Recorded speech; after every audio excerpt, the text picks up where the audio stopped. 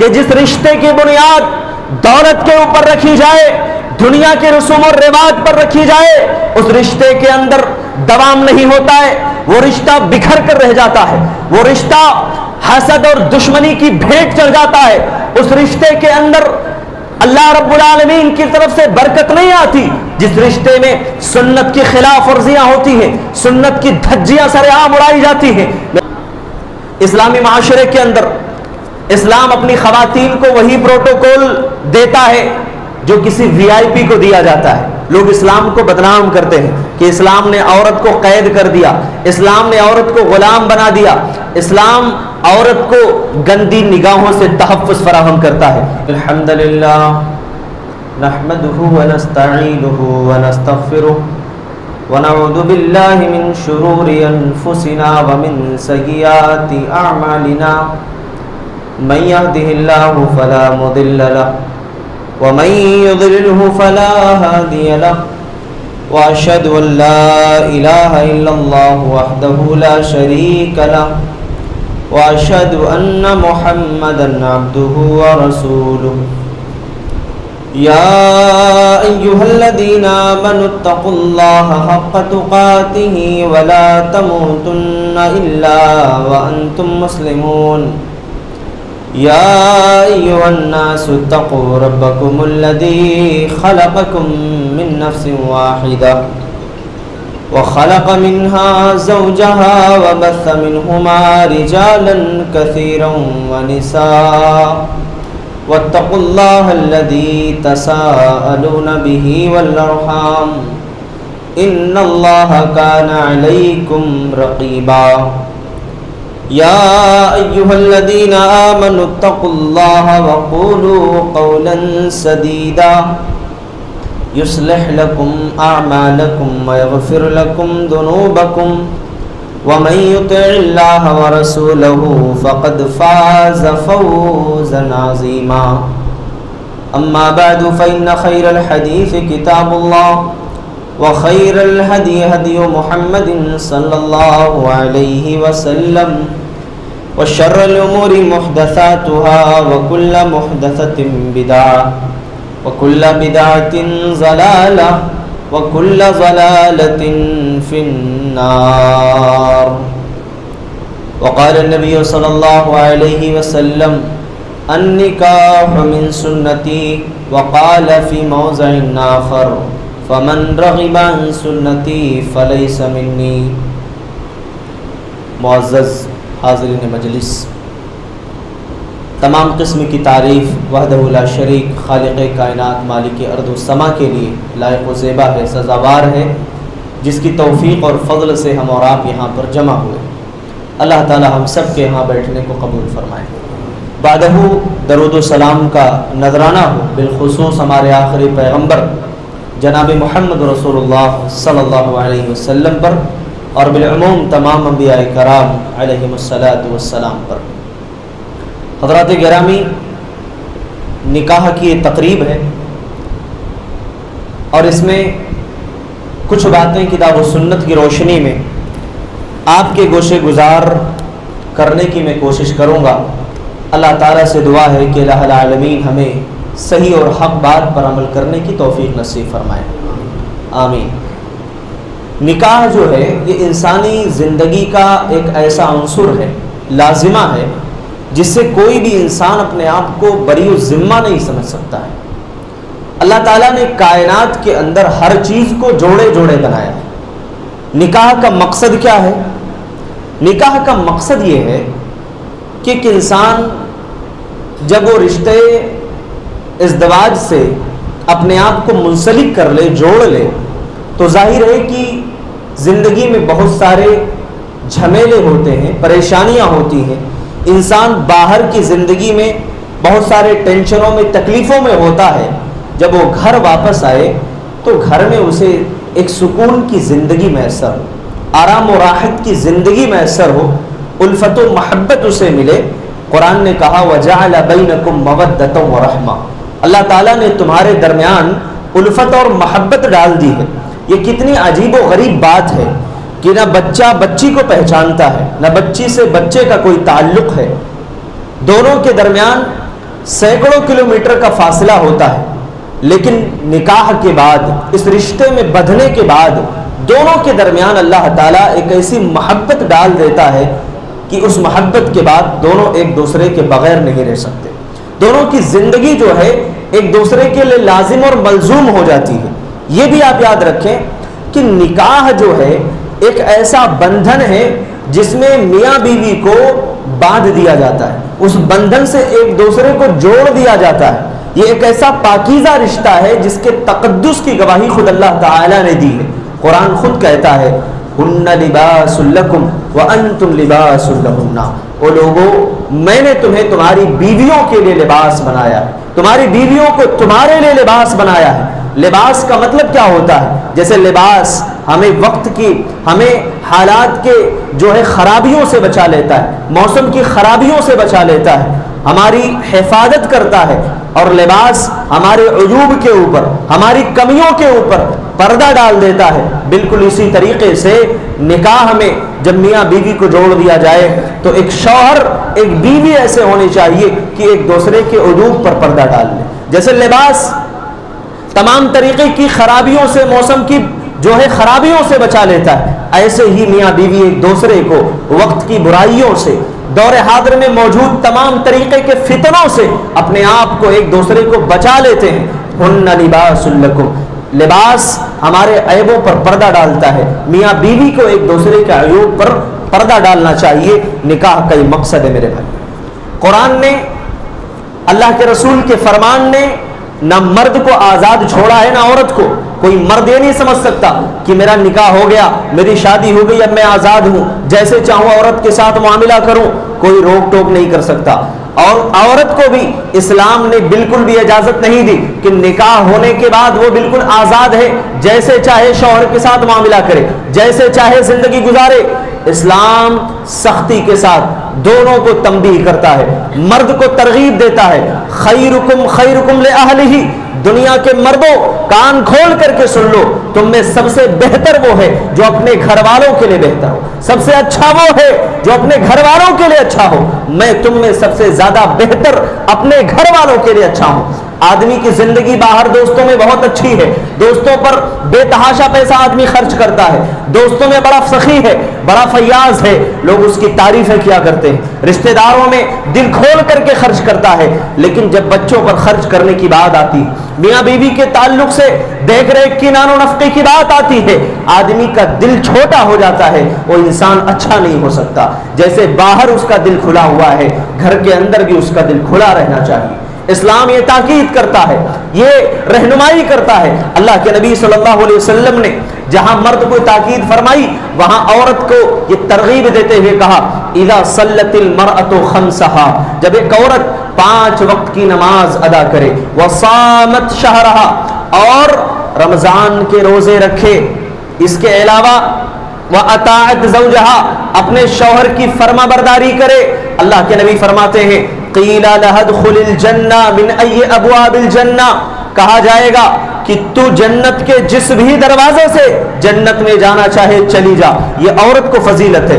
मर्द को क्या फजीलत है कि अगर वो घर वालों के लिए अच्छा है, घर वालों के लिए बेहतर है, अल्लाह के नबी फरमाते हैं सबसे अच्छा वो इंसान है, सबसे बेहतर वो इंसान है। आप बाहर बहुत अच्छे हैं, घर में आपका अखलाक अच्छा नहीं, आपका किरदार अच्छा नहीं, आपका गुफ्तार अच्छा नहीं, आपका कैरेक्टर अच्छा नहीं, अल्लाह के नबी फरमाते हैं तू अच्छा इंसान नहीं हो सकता है। ये ताकीद है शरीयत की। और आगे चले, इस्लाम एक औरत को माँ की शक्ल में इज्जत व एहतराम देता है। इस्लाम एक औरत को बहन की शक्ल में इज्जत व एहतराम से नवाजता है। इस्लाम एक औरत को एक खातून खाना की शक्ल में, एक औरत की शक्ल में घर की मलका, घर की मलिका करार देता है कि वो घर की जो है, घर की रानी है, घर वाली है वो, और घर की जिम्मेदार है। इसीलिए अल्लाह के नबी ने ये ताकीद फरमाई कि लोगों, जब तुम निकाह करो, जब तुम शादी करो, तो एक ऐसी औरत से शादी करो जो दीनदार हो, जिसके अंदर अखलाक हो, जिसके अंदर किरदार हो, जिसके अंदर अल्लाह उसके रसूल की मोहब्बत हो, जो शरीयत की पाबंद हो। क्योंकि निकाह का मकसद यह है सुकून हासिल हो जाए, دلوں کو اطمینان ہو. صرف جسمانی سکون مقصد نہیں ہوتا، روحانی سکون بھی مقصد ہوتا ہے. انسان دنیا کے اندر اخلاق والی عورت، شوہر اخلاق والا نہ ملے، دونوں کے کردار اور کیریکٹر میں زمین و آسمان کا فرق ہو، دونوں کی زندگی جہنم بن جاتی ہے. اسی لیے اسلام نے اسلام دین فطرت ہے، اور فطرت کے تمام تر لوازمات کو سامنے رکھتے ہوئے طلاق اور خلا کی بات بھی اسلام نے کی ہے کہ اگر میاں بیوی کی زندگی اتنی مشکل ہو جائے کہ شوہر کے ساتھ زندگی گزارنا دشوار ہو، عورت کو اجازت دیا خلا لے سکتی.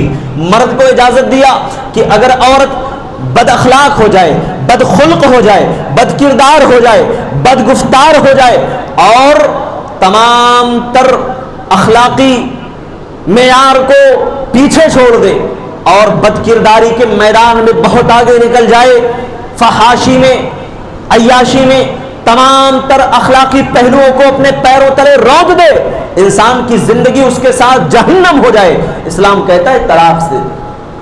اسلام نے قید نہیں کیا ہے کہ نہیں مرد اور عورت دونوں ایک ساتھ رہنا ہر حال میں ضروری ہی ہے، جیسے دوسرے مذاہب کے لوگ کرتے ہیں کہ نہیں ایک بار شادی ہو گئی اس کے بعد نہیں، زندگی نہیں چھوٹ سکتی. ہم اور آپ نکاح کی اس تقریب میں شریک ہوئے ہیں.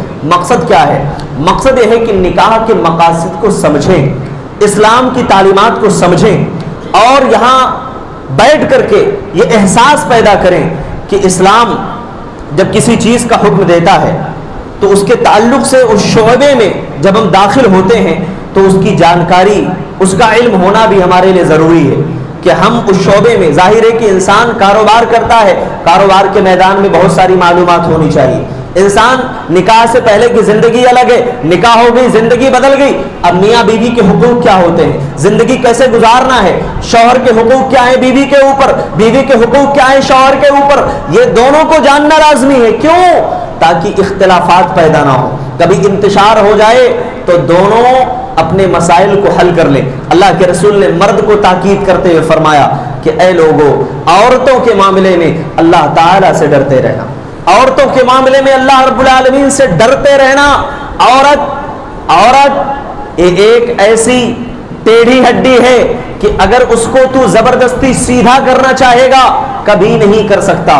لہذا واضح و نصیحت سے کام لینا، نصیحت سے کام لیتے ہوئے اس کو سمجھانا، دین کی باتیں بتانا، واضح و نصیحت کرتے رہنا، اخلاقیات کے پہلوؤں کو بیان کرتے رہنا تاکہ زندگی اچھی ہو جائے. اور ایک بات یاد رکھیے، اسلام نکاح کا حکم دیتا ہے. کیوں؟ اس لیے دیتا ہے تاکہ نسل کی بقا ہو. اس کے علاوہ نکاح کے بعد انسان کی زندگی میں ایک اہم موڑ آتا ہے. نکاح کے بعد پہلے والی زندگی باقی نہیں رہ جاتی. اسی لیے کہا کہ نکاح یہ نصف ایمان ہے، آدھا ایمان ہے. اور یہ انسان کو بھول جانا چاہیے کہ پہلے جیسی ہماری زندگی تھی اب بعد میں بھی ویسے ہی منمانی زندگی نہیں. نکاح کے بعد ذمہ داریوں والی زندگی ہوتی ہے. نکاح کے بعد بہت ساری ایسی ذمہ داریاں ہوتی ہیں جو شرعی طور پر اللہ تعالیٰ ایک مرد کے کندھوں پر رکھ دیتا ہے. انسان اپنے آپ کو اس سے بری و ذمہ نہیں کر سکتا، نہیں میری ذمہ داری نہیں. اسی طرح عورت بھی نکاح کے بعد ایک ذمہ داری سے اپنے آپ کو اللہ رب العالمین اس کو ذمہ داری اس کے کندھوں پر عائد کر دیتا ہے کہ وہ آزاد نہیں کر سکتی ذمہ داری سے کہ نہیں میری زندگی میرے ماں باپ کے پاس ایسی تھی ایسی ہونی چاہیے. نہیں، اسلام کہتا دونوں کو اپنی ذمہ داریاں سمجھنا پڑے گا. اور آگے چلیے، آج کے دور کی طرف ایک نظر ہم ڈال لیں. الحمدللہ بہت سارے لوگ ہیں، مختصر میں آپ کے سامنے کچھ باتیں رکھوں، جو نکاح کی اہمیت و افادیت کو سمجھتے ہیں اور بڑی آسانی سے نکاح کرتے ہیں. نہ ان کے یہاں کوئی لین دین ہے، نہ ان کے یہاں کوئی غیر شرعی رسوم و رواج ہے. ہم نکاح لیبل لگاتے ہیں نکاح من سنتی، نکاح نبی کی سنت ہے. سنت کو سنت کے مطابق جب کریں گے تو اس میں برکت ہوگی.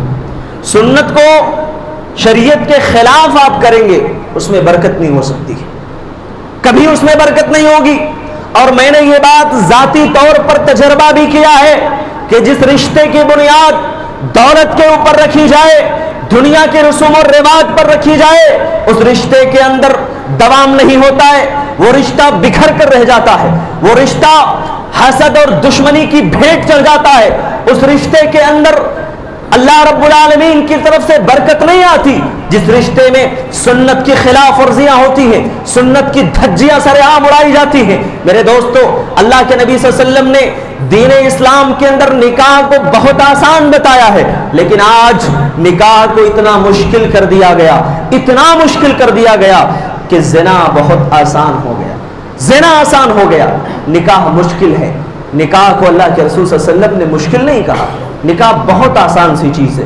صحابہ کا دور دیکھ لو، کھجور اور ستو پر ولیمہ کر رہے ہیں، لیکن آج نہیں، پہلے ہمارا گھر بننا چاہیے، پہلے وہ انتظام ہونا چاہیے، پہلے یہ انتظام ہونا چاہیے، پہلے ہماری ڈگری کمپلیٹ ہونی چاہیے، تعلیم مکمل ہونا چاہیے۔ پتہ یہ چلتا ہے کہ ہمارے بچے تعلیم مکمل کرتے کرتے اللہ ان کی حفاظت فرمائے، کتنے ایسے ہیں جو اپنے ایمان سے ہاتھ دھو بیٹھتے ہیں، کتنی ایسی بچیاں ہیں جو اپنے ایمان سے ہاتھ دھو بیٹھتی ہیں، اپنے ایمان سے اپنے آپ کو دور کر لیتی ہیں، عقیدے میں خرابیاں آ جاتی ہیں۔ ایک دو نہیں، سینکڑوں واقعات آپ کو میں بتا سکتا ہوں، سینکڑوں حادثات سنا سکتا ہوں جہاں مسلمان بچیوں نے غیر مسلم بچوں کے ساتھ بھاگ کر کے شادی کی ہے اور اپنے مذہب کو تبدیل کیا ہے۔ وجہ کیا ہے؟ وجہ صاف ہے ہمارے سامنے، نکاح کو ہم نے مشکل بنا دیا، آسان نہیں کیا، دنیا کے رسم و رواج کے زنجیروں میں اپنے آپ کو جکڑ لیا، اور حال ہمارے سامنے واضح ہے کہ ہماری بچیاں گھروں سے بھاگنے پر مجبور ہیں۔ تعلیم کے نام پر ہماری بچیاں غیروں کے ساتھ بھاگ رہی ہیں، اپنا نام بھی تبدیل کر رہی ہیں، مذہب بھی تبدیل کر رہی ہیں، کوئی فرق نہیں پڑتا۔ میرے دوستو، ان تمام چیلنجز کا سامنا خود ہمیں اور آپ کو کرنا پڑے گا۔ اس کا طریقہ یہ ہے کہ نکاح کو آسان کر دو۔ اللہ نے آپ کو دولت دی ہے، تجارت میں، کاروبار میں، تعلیم میں جتنا خرچ کرنا ہے بے تحاشا خرچ کرو آپ، اللہ نے منع نہیں کیا ہے، لیکن غلط طریقے سے نام و نمود حاصل کرنے کے لیے دولت مت لٹاؤ۔ اللہ کے نبی نے فرمایا فضول خرچی یہ شیطان کے بھائی ہیں، فضول خرچی کرنے والے۔ ان المبذرین کانوا اخوان الشیاطین۔ اور آگے چلیں، اللہ کے نبی صلی اللہ علیہ وسلم نے نوجوانوں کو مخاطب کیا، یا معاشر الشباب، اے نوجوانوں کی جماعت، من استطاع منکم الباءۃ فلیتزوج، تم میں سے جو نکاح کی طاقت رکھتا ہو اسے شادی کر لینا چاہیے۔ اچھا، اگر نکاح کر لو گے دو فائدے حاصل ہوں گے، عزت و آبرو کی حفاظت ہوگی، نگاہ نیچی ہو جائے گی۔ نکاح کا مقصد واضح ہو گیا، نگاہ نیچی رہنا چاہیے، عزت کی حفاظت ہونی چاہیے، یہ نکاح کا مقصد ہے۔ سکون حاصل ہونا چاہیے میاں بیوی کو، یہ نکاح کا مقصد ہے۔ اور اگر نکاح کے ذریعے سے میاں بیوی کا سکون غارت ہو جائے، گویا کہ نکاح کا مقصد ہی فوت ہو گیا ان کی زندگی سے۔ اور آگے چلیں، اللہ کے نبی نے ایک حدیث میں فرمایا کہ اذا خطب الیکم ممن ترضون دینہ وخلقہ فزوجوہ فان لم تکن فتنۃ فی الارض وفساد عریض، جب تمہارے پاس کسی دیندار بچے کا خطبہ آ جائے، کسی دیندار بچی کا نکاح کا پیغام آ جائے، تم اپنے بچے کی شادی اس سے کر دو۔ دولت نہ دیکھنا، خاندان نہ دیکھنا، عزت و مرتبت نہ دیکھنا کہ یہ سماج و معاشرے میں کتنے بڑے اونچے نام و نمود والے ہیں، نہیں، اللہ کے نبی نے صرف ایک پہچان بتائی، فرمایا تربت یداک، تمہارے ناک خاک آلود ہو جائے اگر تم دولت کو دیکھتے ہو، اگر تم عزت و شہرت کو دیکھتے ہو، اخلاق کو دیکھنا، کردار کو دیکھنا، یہ دیکھنا کہ وہ دیندار کتنے ہیں۔ اگر دینداری دیکھو گے تو اللہ رب العالمین تمہیں عزت دے گا، دنیا سے فسادات ختم ہوں گے۔ اور اگر ایسا نہیں کرو گے تو کان کھول کر کے سن لو، روئے زمین پر ایسا فتنہ برپا ہوگا، ایسا فساد برپا ہوگا کہ تم خود اس فساد کے چپیٹ میں آ جاؤ گے۔ آج وہ فساد ہمارے سامنے ہے، رشتے آتے ہیں لیکن پہلے کیا دیکھا جاتا ہے؟ بھئی ہمارا بچہ اتنا بڑا تعلیم یافتہ ہے، بچی کیا کر رہی ہے؟ اب دونوں میں میچنگ ہونا چاہیے۔ اچھا، بچی بہت زیادہ تعلیم یافتہ ہے، اب بچے کے تعلق سے ٹھیک ہے، آپ دیکھیے تعلیم دیکھیے ساری چیزیں، لیکن اخلاق کو مقدم رکھیں، آپ سب سے اوپر اخلاق ہونا چاہیے۔ اخلاق کتنا اچھا ہے۔ ابھی بنگلور کی ایک ویڈیو آئی، اس میں ایک بچے کی شادی جب ہوئی تو اپنی بیوی کو اس نے مہر میں قرآن دیا جو 2 سال سے وہ لکھ رہا تھا، اپنے ہاتھوں سے وہ ترتیب دے رہا تھا۔ اس قرآن کو جو اس نے خود اپنے ہاتھوں سے مکمل کیا تھا، وہ قرآن اس نے اپنی بیوی کو مہر کے طور پر دیا۔ دوسری بات، لڑکی کے باپ نے اپنے یہاں دعوت میں آنے والے جتنے بھی افراد تھے سب کو قرآن تقسیم کیا، قرآن کا ترجمہ الگ الگ زبانوں میں، جس زبان میں لوگ پڑھ سکتے ہیں قرآن کا ترجمہ پیش کیا تاکہ ایک دین کی دعوت بھی ہو جائے، صرف دنیا کی دعوت نہ ہو۔ تو اگر کسی کو ایسے اخلاق والا شوہر اور ایسی اخلاق والی بچی مل جائے تو ایک اچھے خاندان کا تصور کیا جا سکتا ہے کہ اچھا خاندان ہوگا، اچھا دیندار گھرانہ ہوگا۔ آخر میں نکاح کے کچھ مقاصد اور حکمتیں بیان کروں گا۔ پہلی چیز، نکاح کے ذریعے سے پاک دامنی حاصل ہوتی ہے، میاں بیوی برائی سے اپنے آپ کو بچاتے ہیں۔ دوسرا مقصد یہ ہوتا ہے کہ نسل میں اضافہ ہوتا ہے۔ تیسرا مقصد یہ ہے نسب کی حفاظت ہوتی ہے۔ ہمارا خاندان ہے، آپ نکاح اپنے بچوں کا بچیوں کا نہ کریں، آپ کا خاندان وہیں پر تمام ہو جائے گا، اس کے بعد آپ کے خاندان کا نام لینے والا کوئی نہیں ہوگا۔ تو نسب کی بھی حفاظت ہوتی ہے نکاح کرنے سے۔ تیسرا مقصد یہ ہے، دیکھیے ننیحال اور ددھیال کے جو رشتے ہیں نکاح کے ذریعے ہی بنتے ہیں، تو اسلام نے اسی لیے اس رشتے کی حکمت بیان کی۔ چوتھا فائدہ یہ ہوتا ہے کہ گھر، خاندان، قبیلے کے درمیان ایک الفت و محبت اور ہمدردی پیدا ہوتی ہے۔ پھر اس کے بعد پانچویں علامت اور پانچواں فائدہ یہ ہے کہ اللہ تعالیٰ کی طرف سے روحانی تسکین اور جسمانی تسکین ہوتی ہے۔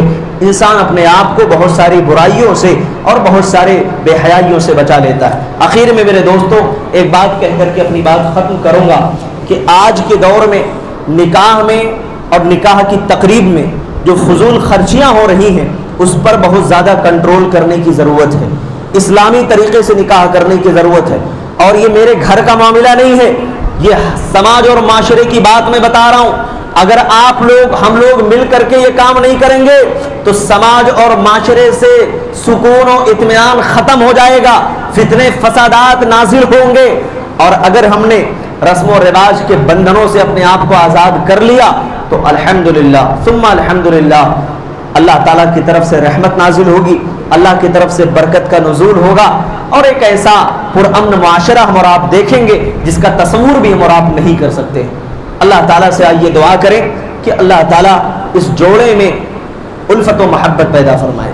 اللہ رب العالمین جو ہے ان کے ذریعے سے جو اولاد ہو اللہ تعالیٰ اس کو قوم و سماج کے لیے ایک روشن چراغ بنائے، اللہ تعالیٰ اسے قوم و سماج کا ہمدرد اور خیر خواہ بنائے، اللہ تعالیٰ دیندار، نیک اور صالح اولاد نصیب فرمائے، اللہ تعالیٰ دونوں خاندانوں میں الفت و محبت پیدا فرمائے، شیطان کے شر سے، اس کے فتنے سے اللہ تعالیٰ اس جوڑے کی حفاظت فرمائے، ہر طریقے کے فتنے سے اللہ رب العالمین ہم سب کی حفاظت فرمائے۔ اللہ تعالیٰ سے دعا ہے اللہ تعالیٰ ہمیں دین پر مکمل عمل کرنے کی توفیق نصیب فرمائے، ہر طریقے کی خرافات سے، بدعات سے، کفر سے، شرک سے اللہ ہم سب کی حفاظت فرمائے، توحید خالص پر اللہ ہمیں زندہ رکھے، توحید خالص پر اللہ ہم سب کا خاتمہ نصیب فرمائے۔ آمین تقبل یا رب العالمین وآخر دعوانا الحمدللہ رب العالمین۔ اقول قولی ھذا واستغفر اللہ لی ولکم ولسائر المسلمین فاستغفروہ انہ هو الغفور الرحیم۔ آخر میں ایک چھوٹی سی بات یہ ہے کہ جس کی شادی ہو، جس کا نکاح ہو، اللہ کے نبی نے دعا سکھائی ہے، ہم اور آپ صرف شادی مبارک کہہ کر کے اپنا راستہ ناپتے ہیں، یہ غلط طریقہ ہے۔ شادی مبارک آپ بعد میں بولیے بارک اللہ لکا و بارک علیکا و جمع بینکما فی خیر، کہ اللہ کے رسول سے ثابت دعا ہے، یہ دعا ہمیں پیش کرنا ہے۔ اللہ کے رسول نے بڑی بہترین دعا سکھائی، چھوٹی سی دعا ہے بارک اللہ لکا و بارک علیکا و جمع بینکما فی خیر، 3 جملے ہیں، یاد کر لیں اور یہ دعا دیتے جائیں۔ اللہ تعالی ہم سب کو سنت پر عمل کی توفیق دے، آمین۔